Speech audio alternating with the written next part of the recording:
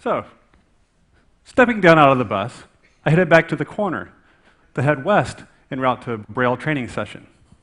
It was the winter of 2009, and I'd been blind for about a year. Things were going pretty well. Safely reaching the other side, I turned to the left, pushed the button for the audible pedestrian signal, and waited my turn. As it went off, I took off and safely got to the other side. Stepping onto the sidewalk, I then heard the sound of a steel chair slide across the concrete sidewalk in front of me. I knew there's a cafe on the corner, and they have chairs out in front, so I just adjusted to the left to get closer to the street. As I did, so slid the chair. I just figured I'd made a mistake, went back to the right, and so slid the chair in perfect synchronicity. Now I was getting a little anxious. Went back to the left, and so slid the chair, blocking my path of travel. Now I was officially freaking out. So I yelled, "Who the hell's out there? What's going on?" And just then, over my shout, I heard something else, a familiar rattle. It sounded familiar, and I quickly considered another possibility. And I reached out with my left hand as my fingers brushed against something fuzzy and came across an ear. The ear of a dog, perhaps a golden retriever. Its leash had been tied to the chair as her master went in for coffee. And she was just persistent in her efforts to greet me, perhaps get a scratch behind the ear. Who knows, maybe she was volunteering for service. So that little story is really about the fears and misconceptions that come along with the idea of moving through the city without sight, seemingly oblivious to the environment and the people around you. So let me step back and set the stage a little bit. On St. Patrick's Day of 2008, I reported to the hospital for surgery to remove a brain tumor. The surgery was successful. 2 days later, my sight started to fail. On the third day, it was gone. Immediately, I was struck by an incredible sense of fear, of confusion, of vulnerability, like anybody would.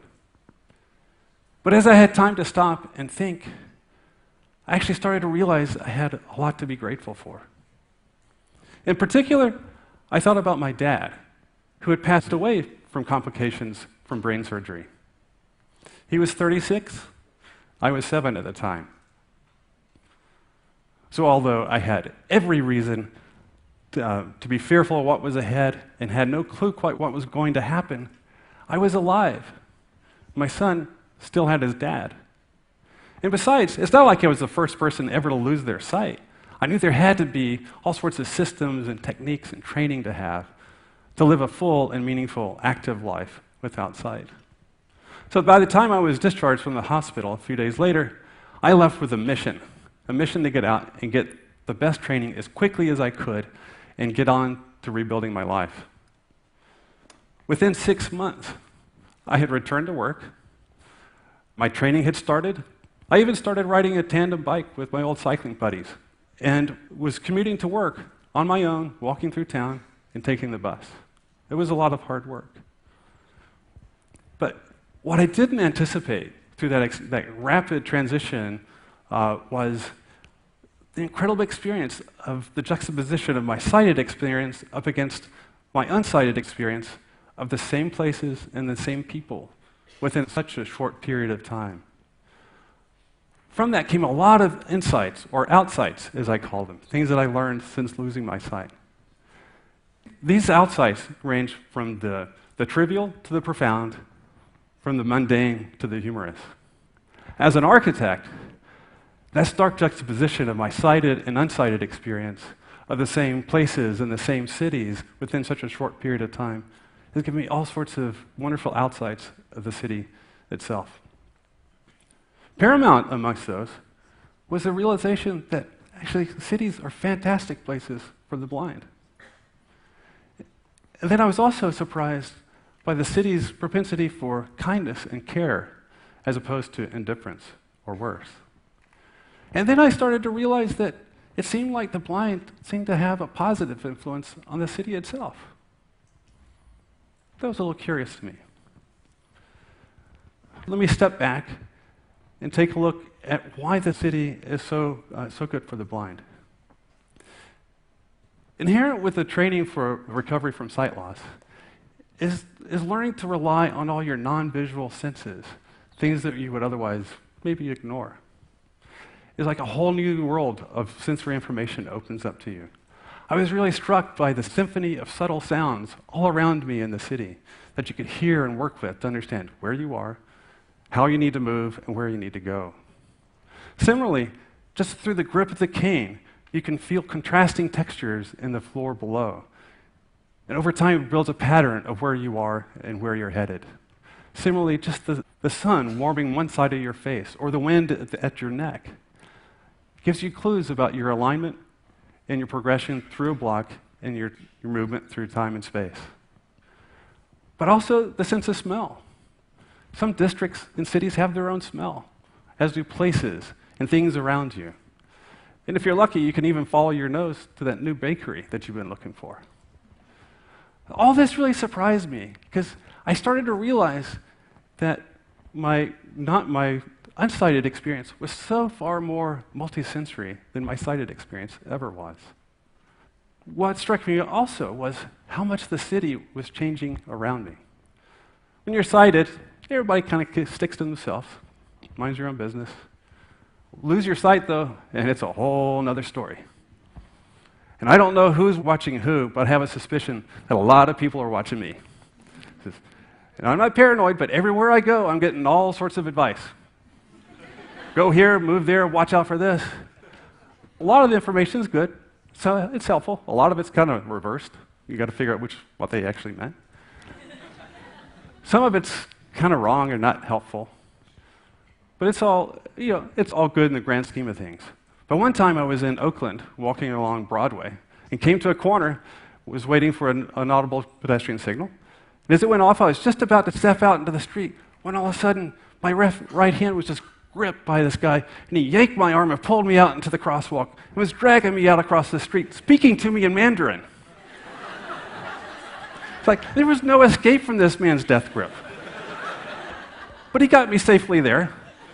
What could I do? Yeah. But believe me, there are more polite ways to offer assistance. We don't know you're there, so it's kind of nice to say hello first. Would you like some help? But while in Oakland, I've really been struck by how much the city of Oakland changed as I lost my sight. I liked it sighted. It was fine. It's a perfectly great city. But once I lost my sight and was walking along Broadway, I was blessed every block of the way.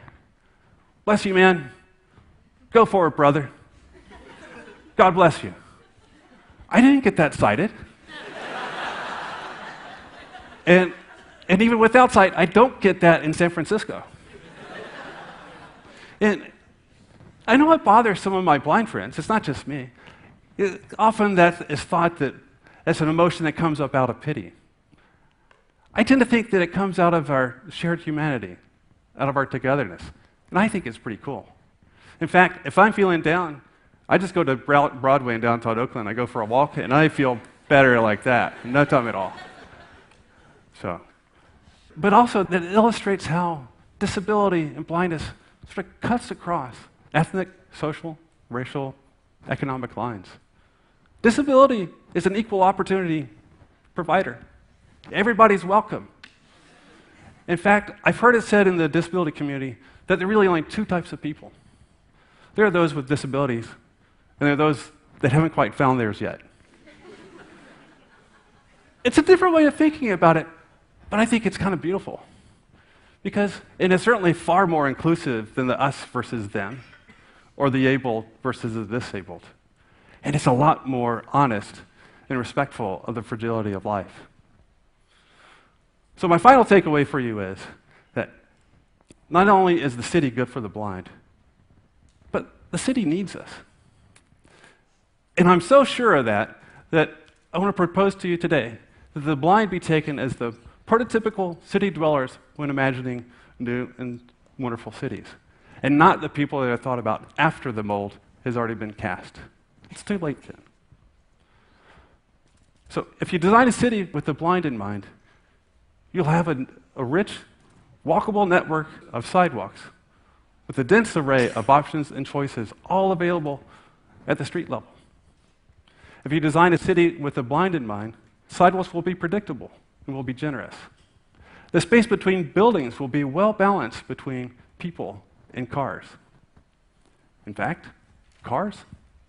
Who needs them? If you're blind, you don't drive. They don't like it when you drive. If you design a city with the blind in mind, you design a city with a robust, accessible, well-connected mass transit system that connects all parts of the city and the region all around. If you design a city with the blind in mind, there'll be jobs, lots of jobs. Blind people want to work too. They want to earn a living.